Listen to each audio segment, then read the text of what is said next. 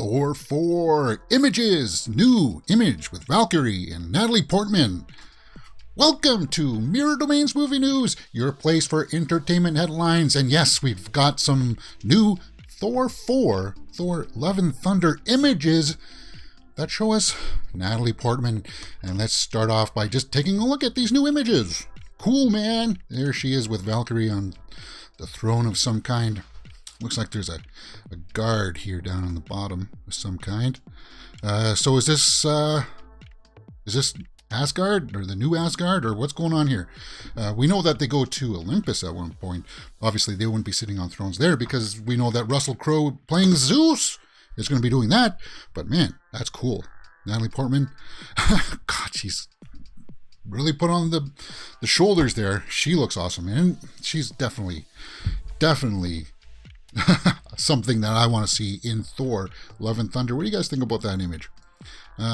Yeah, we've seen this image before too of her in her armor there, and I think she looks fantastic. Now, she was standing beside Thor there. We've seen this one before with him in his sort of new bluish armor. And hey, you know what? If there's any images like this, for sure, we will definitely be talking about it on the day's movie news stuff, headlines and stuff like that. So, okay, so yeah, there's the blue armor, and there's the leatherish armor, or something like that, that we've seen in the trailer. So, you know, it's not this is not spoilerish or anything like, guys, but that new image, for sure, that one's new, and I think that looks cool. It was kind of like the buzz of the town last night on Twitter, everybody raving about this. And what does it mean? Well, it just means that they're on some kind of a council looking for, I don't know, kind of an answer to something. I don't know. Whatever it is, I think it looks cool. They look cool. What do you think? Let me know in the comments below about the new Thor images. Indeed, we are going to be talking about movie news today, guys. We're a daily movie news show, 12 p.m. Eastern. Monday to Friday, we talk about all these juicy headlines. We got a lot of stories to go through today. In fact, we have more than these stories. There's a few more linked in the description and comment section below. If you're joining us in the live chat, I'll always say hi to you guys in between the stories as we go through them.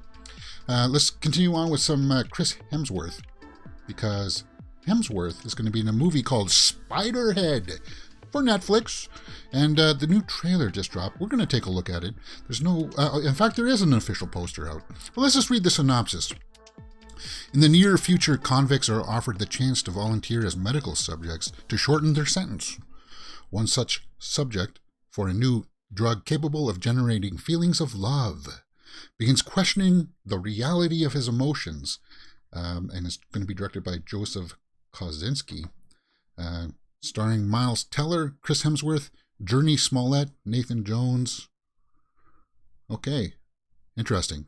Well, anyway, based on that little premise here is that it sounds like Miles Teller's going to be like the guinea pig, and Chris Hemsworth is going to be playing like the big kind of guy who's doing all of these drug experiments.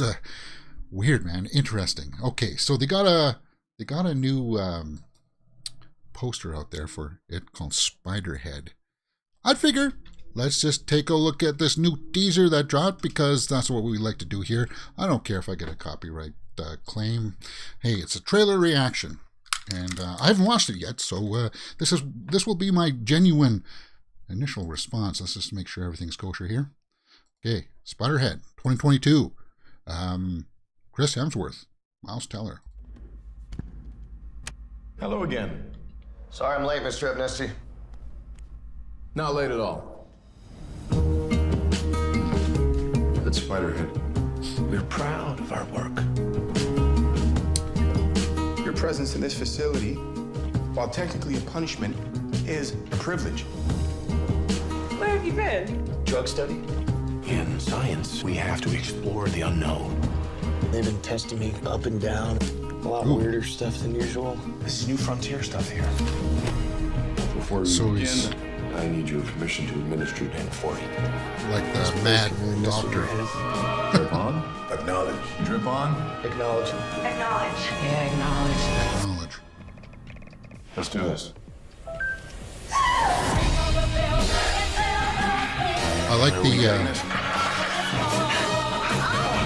Oh, can I show that? Is this the R band? I don't know if that's going to get me in trouble or not. This doesn't seem right. Why would you have to show that during the crossing teaser? lines was a lot of lines ago. I guess it's about love. They want to show that they love each other, right? Our work will save lives. Not just one life, many lives. We're making the world a better place. Okay. What you want is redemption. And this is how you're gonna find it. We're selling peace and harmony itself.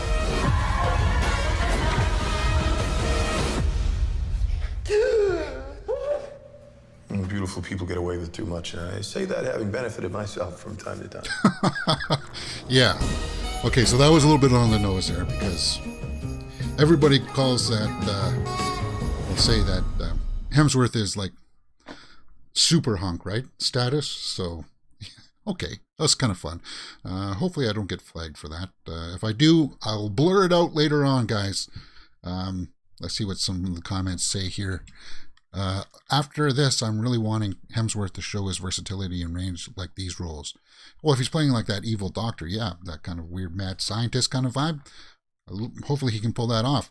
And he's going to be Hulk Hogan in a biopic soon, too.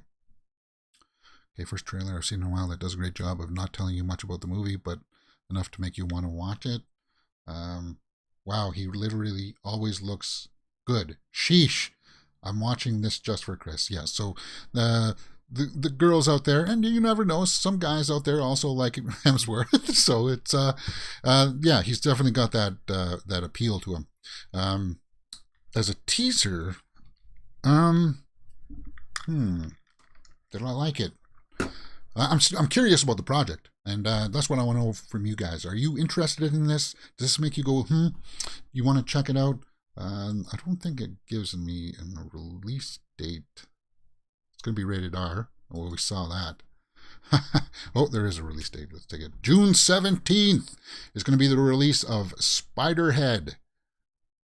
June 17th. Yes. Okay, so it does say there. June 17th. All right. Good. Excellent. You guys will have to let me know what you thought about that in the comments below, and we will talk about it. Spiderhead. Very interesting premise indeed. Everybody's been talking about the next Pirates of the Caribbean movie, and it appears that Margot Robbie is going to be in talks to join that movie. Now, we kind of heard this before, though. They were going to do this and have like a female lead for the next Pirates movie. And I guess they're just reconfirming that again today here. So let's take a look at this story.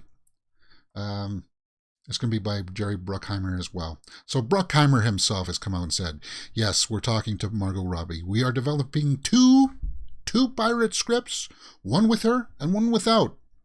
Bruckheimer told the Times. Okay, so yeah, it's going to be a female lead, and I got nothing wrong with her being the lead, as long as it's not cheesy, like that. I don't know. I don't know.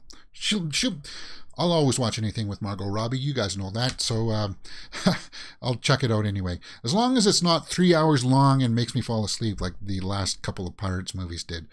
You know, like please don't make it. Like, I would like to see a nice, quick 90-minute, fun Pirates movie. It doesn't have to be 2.5 hours long, kind of thing, guys. Ooh, you get too grandiose sometimes thinking. In the same interview, Bruckheimer was also asked if Johnny Depp would return to the franchise. Not at this point. Yeah, well, not until we figure out what's going on with him and Amber Heard. But little more is known about the next pirate film, as it's currently no release window or plot synopsis. Dead Men Tell No Tales was in 2017. That was the one with Penelope Cruz, right? And Javier Bardem. Let's take a look at some of the comments here. Yeah, I enjoyed Margot as much as the next guy, but this movie will bomb hard. Really?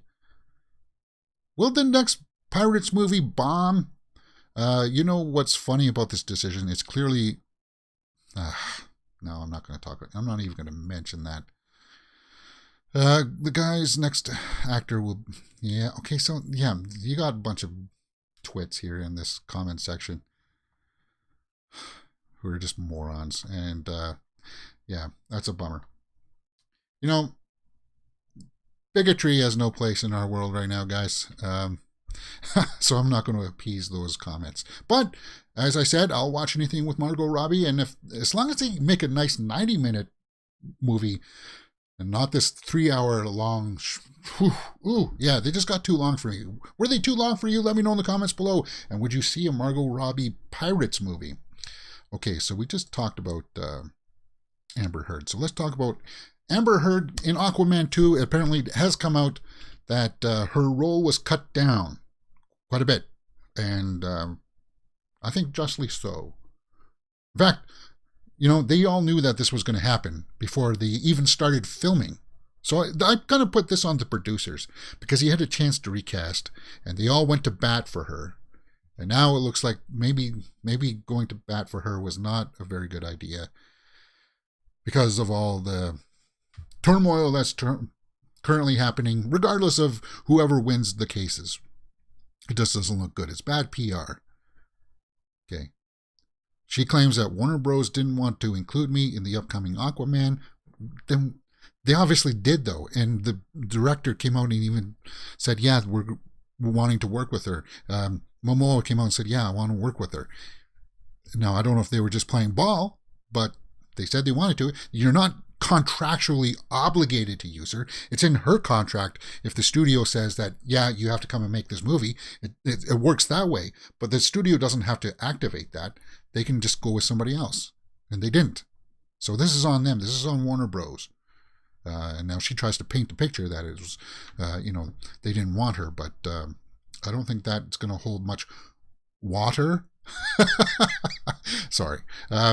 Yeah, reports surfaced earlier this year that Heard only appears in about 10 minutes of the Aquaman sequel. Yeah, guys, I just would have asked for a recast so you can use that Mera character more. But you know what? The rest of the cast, Willem Dafoe is going to be back, Patrick Wilson, Yahya Abdul-Mateen's going to be back, Tamora Morrison, Nicole Kidman. Yeah, so it's a good cast, right? Yeah.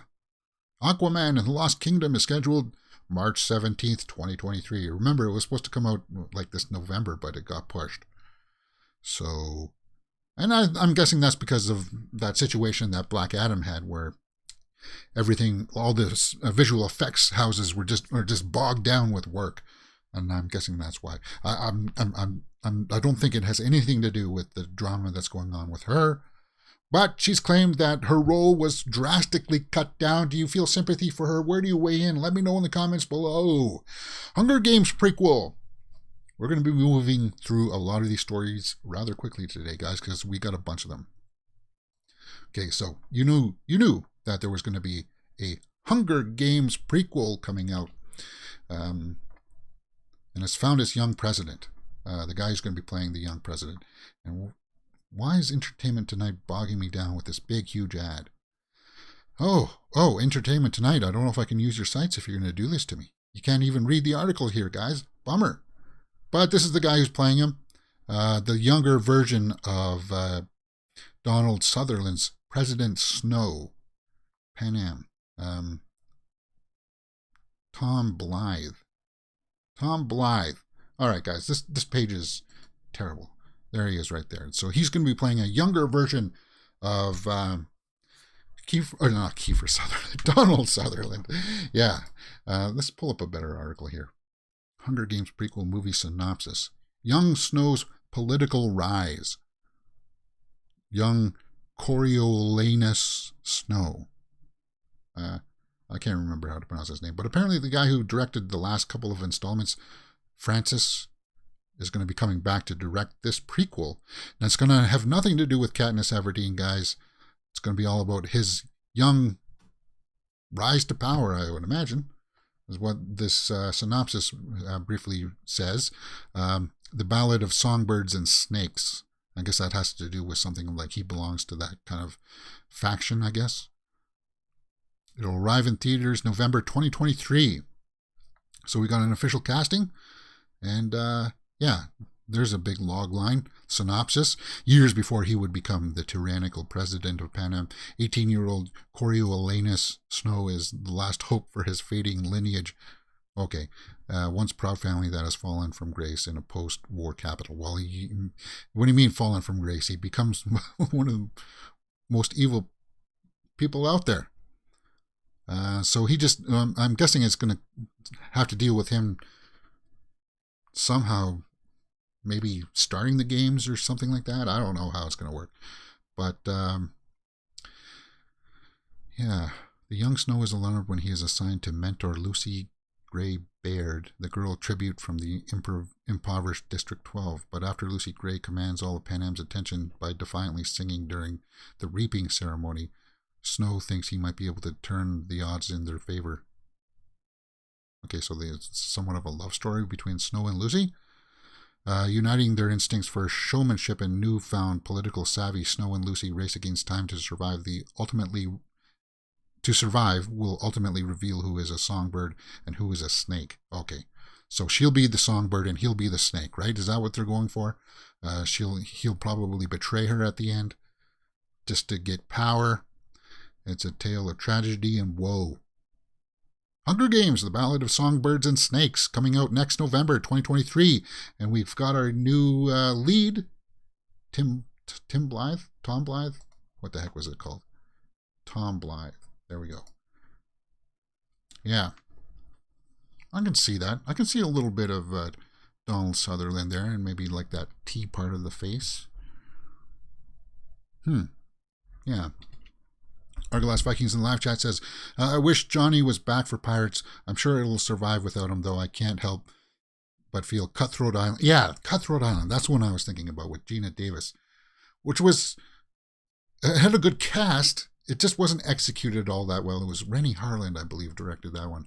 It just had a little bit too much cheesiness to it that I was kind of like, ugh, ooh. If you kept it a little bit more of a serious tone, perhaps. But the Pirates movies do have that cheesiness to it. So I can see why someone would say that, yeah, definitely it's going to have that kind of Cutthroat Island feel to it. But I hope not. I hope they can marshal that in just a little bit. Arglass also says, I wasn't really into the Hunger Games for the politics. It was the survival aspect that lured me in. Yeah, same too. Same for me. When it got into a little bit of the politics in the last, I think it was like the last two installments, that was a little bit too much for me. But I'm curious how they are going to keep the audience entertained. Well, by the sounds of that synopsis, it's kind of like, a story of betrayal. It almost sounds like she sings and he likes her, but then he's going to betray her at the end. And well, we know that Snow, at least that the character, is evil, so we'll have to see how all of that plays out. Okay, Disney Star Wars, guys. Obi-Wan is just around the corner, and there's going to be a bunch of articles out there about how Disney is going to go ahead here. Disney officially outlined Star Wars TV plan in new magazine article. Fortunately, this article here doesn't say too much. But, yeah, it just says, hey, we got shows like Mandalorian, Boba Fett, and Kenobi. And, of course, we know that Ahsoka has started to film. And we know that Andor is all in the can. So that's just sitting, waiting to be released. Well, they're working on the post-production right now. Lucasfilm has a number of shows in various stages.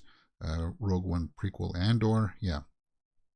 Oh yeah, and The Acolyte. That's one I'm interested in because that's about a Sith for a Dark Force user, a female Dark Force user. Apparently it's going to be like about that. And set during the High Republic. Hey, that's got me intrigued. For sure. Okay, so that's pretty much all that this article says. It's like developing. Okay, come on. Yeah, so they don't really say too much here on Vanity Fair, but we do have a couple of images from this Vanity Fair, the cover for it, which I think looks badass. There's Ahsoka, Mando. Obi-Wan looks cool there. And there's Andor behind him. Interesting. And I like how they gone with that kind of blue kind of look to it to represent, like, I don't know, maybe the good guys, I suppose. I'm the one I'm more excited for, I guess, is Ahsoka, because we're going to see Grand Admiral Thrawn. And I hope we see flashbacks of her with Anakin. That's what I want to see, because apparently Hayden Christensen is going to be in that one as well, and he's also going to be in Obi-Wan. I think we got some images of Obi-Wan here to take a look at. There's Vader, and they're on one of those sets, you know, the sets that have the rear projection that moves with the cameras and stuff. So that looks awesome. And there's that new Inquisitor. I think she's going to do a fantastic job. Oh, there they are. Okay, so yeah, this is just for that Vanity. Was it Vanity Fair? Yeah, Vanity Fair. Cool images though, guys. Cool. There's Filoni. I think that's Deborah Chow, Favreau, and Kathleen Kennedy. Looks like there's a that must have been on Boba Fett or something, because you can see the, and I will always call it this, guys, the Slave One, even though Disney tries to retcon that. All serious Star Wars fans will still call it this the Slave One. And there's Filoni with, or sorry, Favreau with Grogu. I thought I had one more image of Christensen. Okay, I did. Hayden Christensen with the cape and lightsaber, a new image. So he's just practicing here, guys. He doesn't have his costume on at all there. But it looks like he's doing some training. So he's definitely going to be fighting. And to have him and Obi-Wan throw down again, I think that's just going to cap off that series. It's going to leave people hungering for more. And we know from like the behind the scenes stuff of like the prequels, both Hayden and Ewan were really into practicing. They spent hours and hours smacked wrists by their swords and stuff like that. They really wanted to nail it down, and it's good to see Hayden's back doing that stuff, giving it his all. That's really cool stuff, man. So I'm really hyped for that. And it's just in 10 days, we're going to get our first 2 episodes of Obi-Wan, and I can't wait for that. Final Star Wars story here confirms it won't repeat young Han Solo recasting. What? Kathleen Kennedy confirms that Star Wars won't repeat the young Han Solo recasting trend after the failed anthology movie. Well, the problem here, Kathleen, wasn't... Well, it was. You cast this guy, Alden Ehrenreich, who admitted, he came out and admitted he needed a vocal coach and he needed an acting coach to do this role. So he couldn't do it. And that showed when you watch Solo. Like he just didn't feel, he never felt like Han Solo to me. He never felt like he was that same kind of person. And she was given other options to go with, and she backed this guy from day one. And even though he said all of these things that, hey, I need help, she still went with him. And I don't know why. Maybe because she was smitten by him or something, you know. So there's an article up here saying that some of the recasting stuff, because, well, there was a bit of a role there where the bad guy, who was played by Paul Bettany, there was another guy that was doing that role, but it was all motion capture, and it was supposed to be a CG character, the bad guy there that Paul Bettany played. But when they recast it, they just used Paul Bettany and put some scratches on him and stuff like that. But she's got a quote here saying, "There should be moments along the way when you learn things. Now, it doesn't seem so abundantly clear that we can't do that." Well, Kathleen Kennedy's had a myriad, a whole slew of mistakes after mistakes after mistakes, but the box office numbers don't say that, so we can't really fall that on. Well, actually, the box office numbers for Solo do prove that. Yeah, and I don't know what they were doing. I really don't. Because they reshot most of it with Ron Howard. They should have. Anyway, that one's a mess, and she's kind of admitting it now that it was a mess. Good for her, at least that she's starting to at least learn from some of these things. What do you guys think about some of those Star Wars stories? Are you looking forward to the new images there from Obi-Wan? There's Slate coming up. I think that looks great. Kathleen Kennedy comes out and says, yeah, we made some mistakes with Solo, and we can't do that anymore. that's just your quick little Disney Star Wars news update. Let's continue on with some big blockbusters. The big blockbuster coming out in just a couple weeks is Jurassic World Dominion. And it's got its China release date set. So it's going to be able to cash in on that market, which will net it another maybe 100 to 50, 200 million onto whatever it's going to make. So that pretty much solidifies that Jurassic World Dominion is going to be probably the first $1 billion film of 2022. Yeah, it's dinosaurs. Kids like dinosaurs. And anybody who's been invested in the series, as we know, we've seen from the trailers and such, the legacy cast is going to come and join in with the new cast. So we get everybody from Jurassic Park in it. And do we have a release date here for Chinese market? I thought I had pulled it up, but perhaps not. June 10th for China.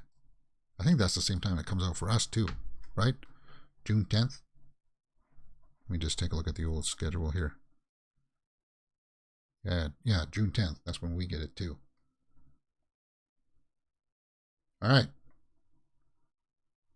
Colin Trevorrow is back. But we just need to know quickly that, they got a poster out there. June 10th. I don't know these characters, but I know I can see 6/10, which is probably the month.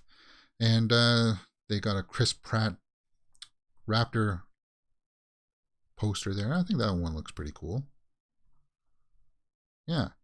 I dig it. Jurassic World Dominion. Opening in China. Do you agree that it's pretty much given now that it's going to make easily $1 billion?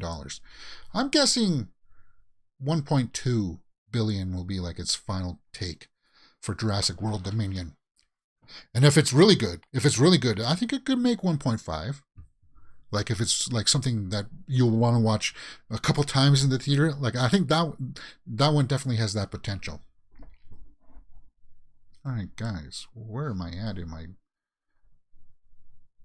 Okay, there. I got so many tabs open on my browser.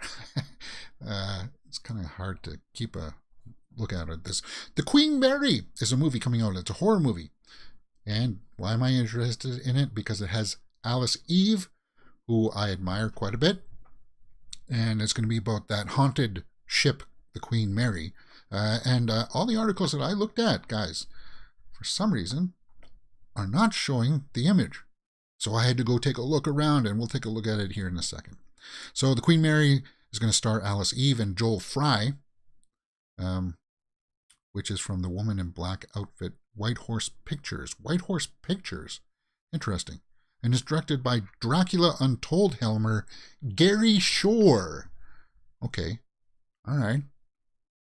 Okay, so the project follows 3 interwoven stories covering the violent disintegration of 2 families on board a ship in 1938 and present day. Okay, so it's going to have a couple things going there. Shooting took place aboard the actual Queen Mary in Long Beach, California. And I think I've actually been on it. Yeah. It's creepy. Apparently it is supposed to be haunted. So no comments. And if you don't know who Alice Eve is, this image here will, hopefully, no, you can tell that it's her. And that's Joel Fry there in the background. So it looks like they're going to be in the future time, and then it's going to have like a small period piece with it. Cool. That's our first little image. And that's definitely from the movie. And the Queen Mary. Very interesting indeed. Now, let's just take a look at Alice Eve IMDb here, if you don't know who she is. She was in that Star Trek movie Into Darkness, which she was a little bit exploited in by J.J. Abrams. One of the reasons why I don't trust Abrams. She was in Bombshell. Really? Okay.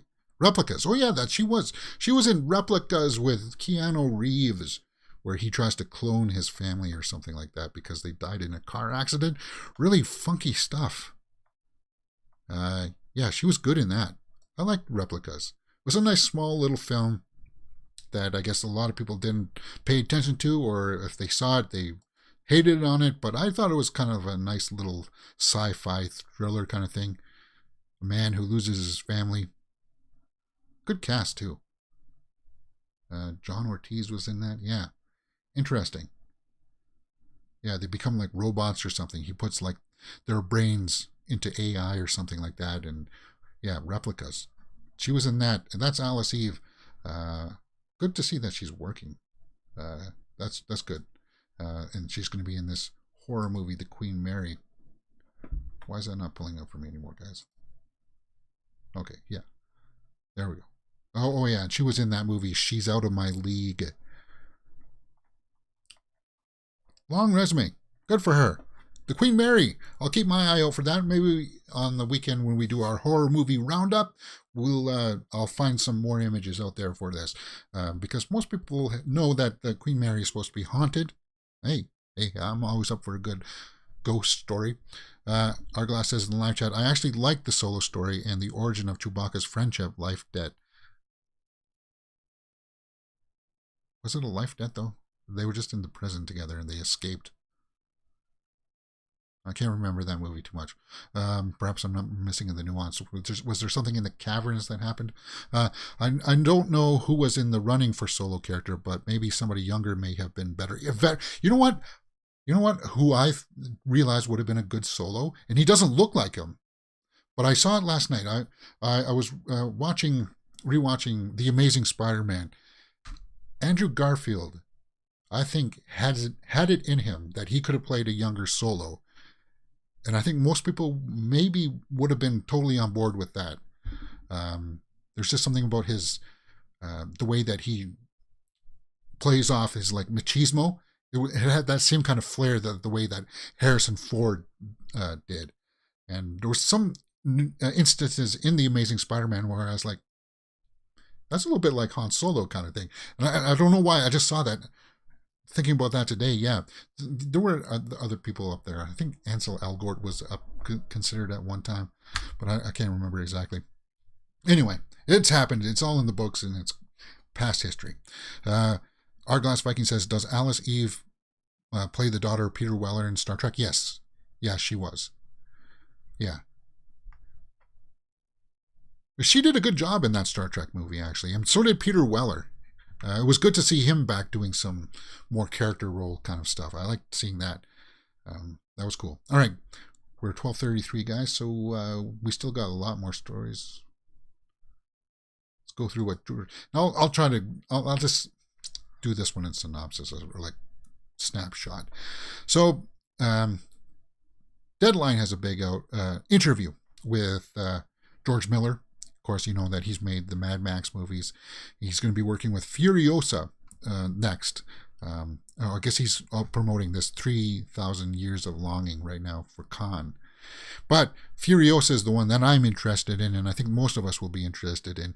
Go read. I read through this morning, and he goes in and talks about, like, they just go through his career and this upcoming project, 3 Years of Longing. With or Jinn or something like that. Jinn the Nightmare Eagle's Eye. Yeah, that's with Idris Elba plays like this Jinn character. Very interesting read. It's long, guys. It's like, see how long this is. And in fact, there's Tilda Swinton. This Jinn in the 3,000 Years of Longing. So a Jinn is kind of like a evil character. Well, traditionally it's an evil character that tries to like malign you to do evil things kind of thing. But I don't know how they're going to play it.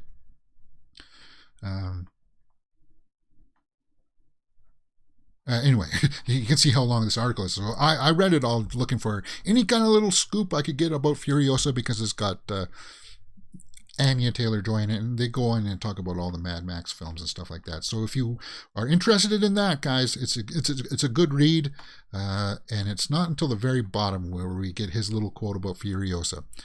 Well, with that, I suppose you are going to want to tell me anything about Furiosa. Are you at least excited about how the process is developing? And he says, I'll tell you how it's going when it's finished, but it has got off to a lovely start. All I can say about my excitement about doing it is that it's definitely exciting, because even though it's certainly of that world of Fury Road, it's also got a lot of differences we've been talking about. Again, it's uniquely familiar, and probably the biggest difference is the time span. Fury Road happened over 3 days and 2 nights, and this happens over 15 years? So it's a... Wait, hold on. 15 years. So Anya Taylor-Joy is going to be playing this role for 15 years? Won't it eventually morph in... Whoa. Huh. Maybe they have... or unless they have like a small baby version of Furiosa that they need to cast too. That's weird. 15 years. For Furiosa. Timeline. Very interesting. But guys, I do recommend that you go and read this. If you're a fan of the Mad Max movies, if you're a fan of George Miller and you wanted to learn more about his projects, he goes through them all, guys. Like even Babe, Pig in the City kind of thing. He talks about all of those things. It's a really cool read. What else is a really cool read is that Cronenberg is at Cannes right now talking about his new film, Crimes of the Future. And this is also a very big, long article. It's on Variety, and it's also a very good read. And he talks about stuff like why Netflix turns them down and stuff like that. And you're thinking, why would Netflix turn them down? They take lots of stuff. And he actually goes into the nuances of some of the politics of dealing with Netflix and stuff like that. And that was really cool stuff to read. He says that initially, like Netflix is a little bit more, even though they acquire films and they say that it's a Netflix film, it's a film that's made and then they just acquire it and release it under their banner. He goes on to explain all of that stuff. And he gives the impression the reason why they won't work with him, and he doesn't want to work with them, is that they're very conservative, apparently. So movies like Crimes of the Future that deal with like body horror and kind of like the sexuality of stuff, they don't want to really touch too much on.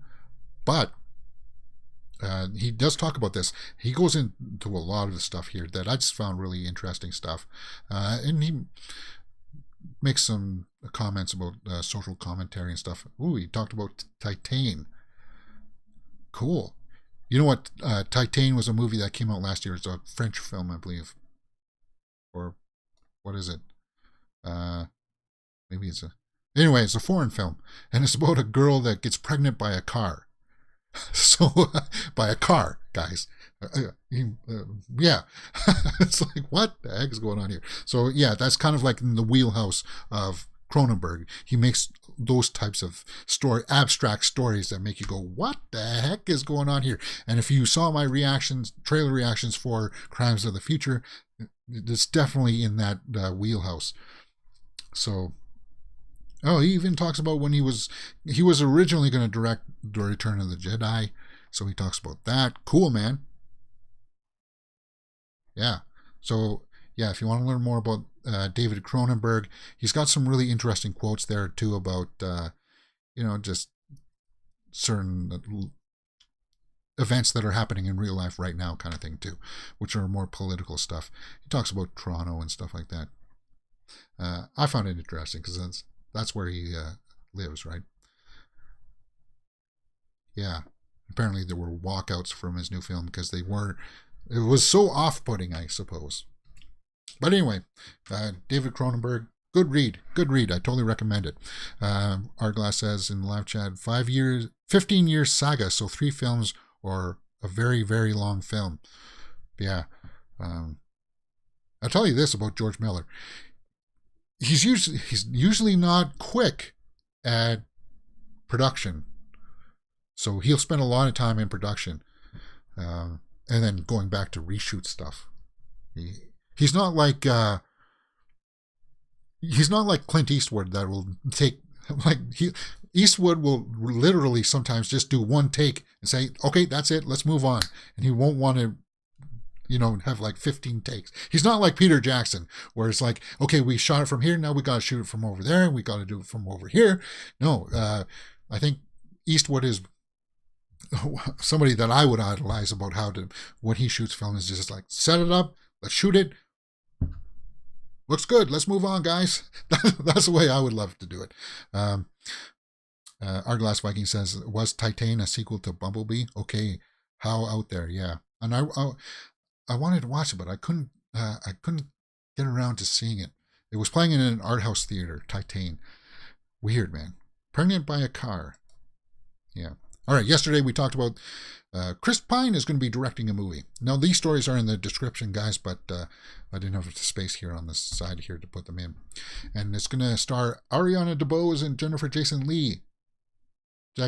And Chris Pine's directorial debut, Pool Man. Okay, so what's this about? He's going to be playing in it as well as Darren Barron Mann, a hapless dreamer who would be philosopher who spends his days looking after the pool of the Tahitian Tiki apartment block in a sunny LA and crashing city council meetings with his neighbors Jack and Diane, who are going to be played by Danny DeVito and Annette Bening. Really? Interesting. When Barronman uncovers the greatest water heist in LA history,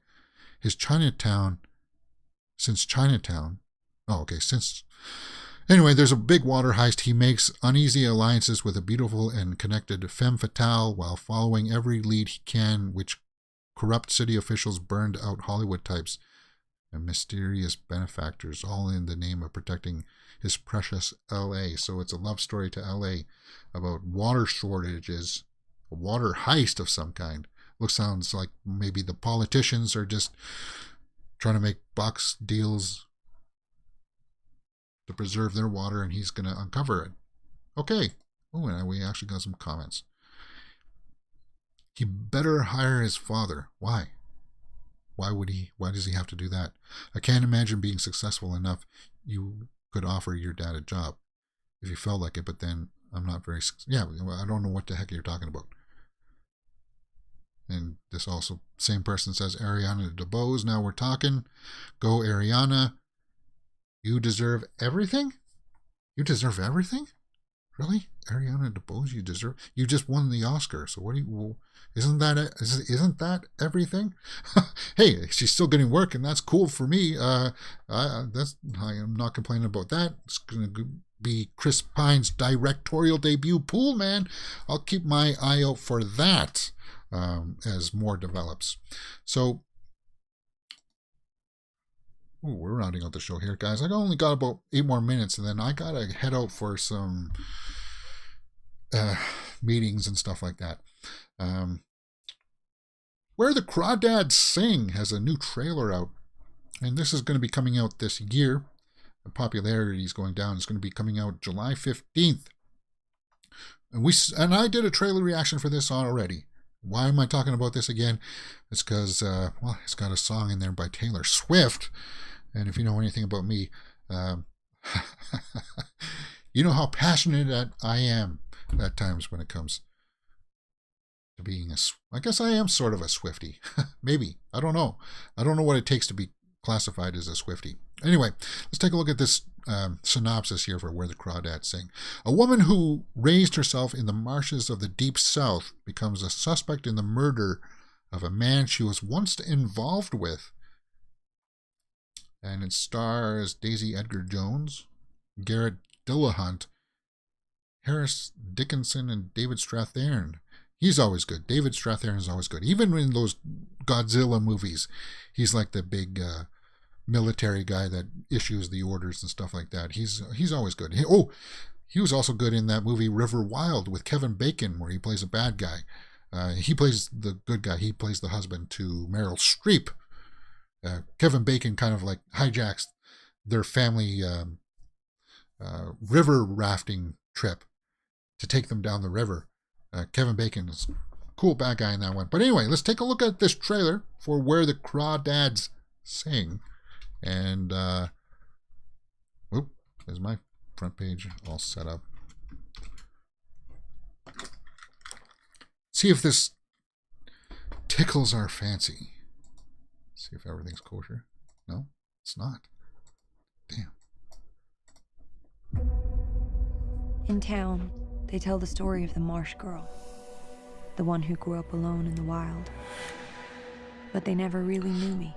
So it's a period piece. Like most stories, the facts don't weigh into it. And there's murder. It's from Sony. They're hit and miss. I didn't know how to do life. There's I was Taylor. better off learning from the marsh. Hello, Miss Kyle. I hear y'all buy muscles. The marsh It's like taught me she's how to channeling survive, her inner but it couldn't Lana Del teach Rey me kind of everything. thing. But I think the new song is called Carolina. Watch me. All right. Okay, so she meets a guy. Oh, and Reese Witherspoon's It's produced. dangerous to live out here alone like this. I'm fine. You're something else, ain't you? So that's a different guy. Miss Catherine Clark is charged with the murder of Chase Andrews. So that guy ends up, Prosecution has Perished. announced it will seek the death penalty. and looks like I'm going to Strathairn get out there of here. is going to be One way her or the lawyer. other. Cool. Be careful. Y'all you lonesome out there. I will not live in fear. So you get the impression that the one guy kills the other guy to try to win her over, or he's jealous. They fight, he ends up dead, and she's accused of killing him when it was really the other guy, right? you have a world of reasons to hate these people. No, I never hated them. They hated me. You want me to beg for my life? I won't. Acting looks good. It's a dangerous world, isn't it? I don't know if there is a dark side to nature. Just invented ways to endure Interesting. against all odds. Where the Crawdads sing. Yeah, Carolina. July 15th. Cool song, too. Taylor always brings it. Okay, so what do you guys think about that trailer? Is it interesting? As I said when I was watching it, knowing the synopsis now, it does look like it's going to play out that the two guys fight with each other and then one of them ends up dead. She gets accused of doing it. Okay. It's probably like that's what your initial impressions would believe. Maybe it doesn't play out that way at all, though. Who knows? Who knows? But it's definitely got that drama factor to it. So I'll be checking that out. All right. Guys, I don't think there's too much more here. Let me pull up the old Twitter roundup. We'll round up the show. We're sitting at 12:48 here. We've been going a bit long. As I said, there's a lot of interesting stories today in the realm of movie and entertainment news. Let's just see if I missed anything here. Ooh, some new Elvis posters are out with Austin Butler. That one I like. There he is in one of those jumpsuit, right? Jumpsuit. June 24th. That's literally like 5 weeks away now.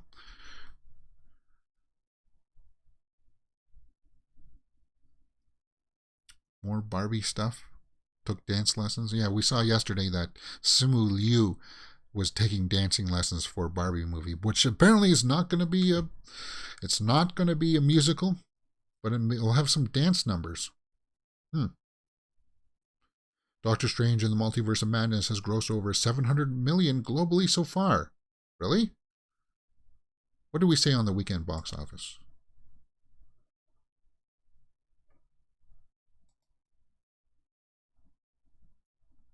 Well, here it's not saying 700, but these could be updated.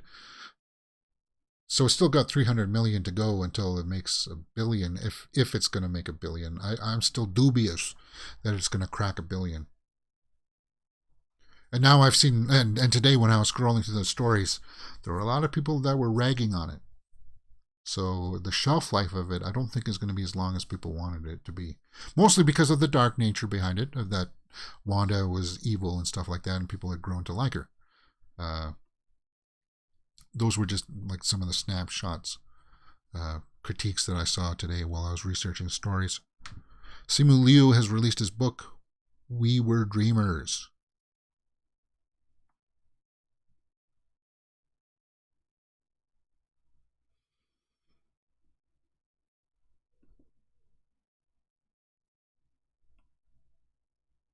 First look at Marvel Studios' Echo series in production. I don't know what Echo is.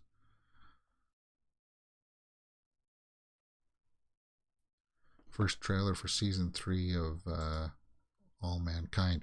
And guys, I know that The Boys out there also has a new trailer. I never watched The Boys. Guys, I can't watch every series out there. I have too many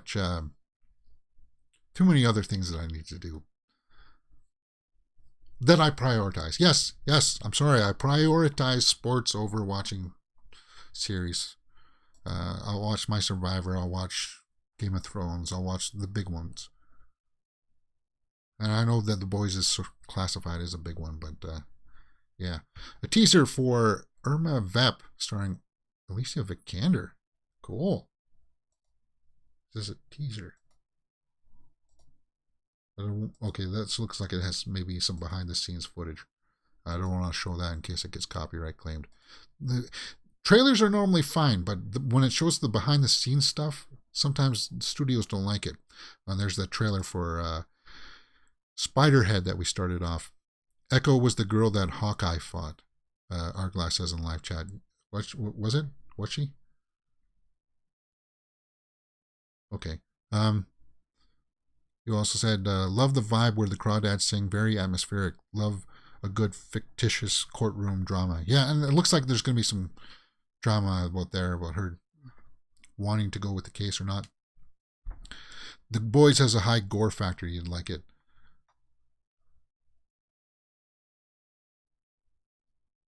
The trailer for Spiderhead, yeah, we know that. Top Gun. Danny Ramirez for Men's Health magazine. What? Oh, I guess they had to work out and get into shape, right? Doing one of those tug things with the plane. Well, that's impressive. I don't know. Maybe they're not pulling it there. They're just pretending that they're pulling.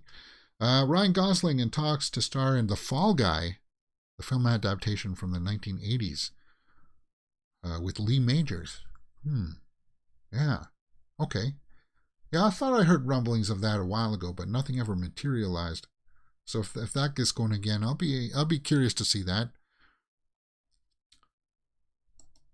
9 years ago. Oh, and there's that cover from Vanity Fair. UK poster for Alex Garland's Men that opens up in 2 days. Jessica Buckley has been released, and it's got a bunch of quotes on there that a lot of people like. Now, from the few people that I've seen, they didn't like it, which bummed me out. But I still want to see it. Alex Garland, I'll always watch it, because this Ex Machina, I think, is a masterpiece. I liked Annihilation, but it's a difficult watch.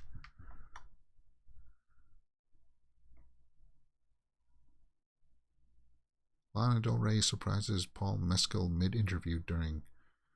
Oh, there's Lana. Cool. All right, guys, it's 12:53. I got to hit the road here. I got to get out of here by 1 o'clock. 1 o'clock. So this is the way that the movie news has been today. Lots of juicy stories. If anything else breaks during the day when I come back, I'll definitely be online for sure. Let me know what you thought about some of these things in the comments below. Lots of good, interesting stories. As always, we're a daily 12 p.m. show, Monday to Friday, and on the weekends we do a horror weekly roundup where we do all the more horror movie stuff, and I want to find out more from the Queen Mary. I'll see if I can find anything more from that. And thank you for joining me in the live chat, Hourglass Vikings. It's always good to talk with you, and I'll see you guys tomorrow for more movie news on Mirror.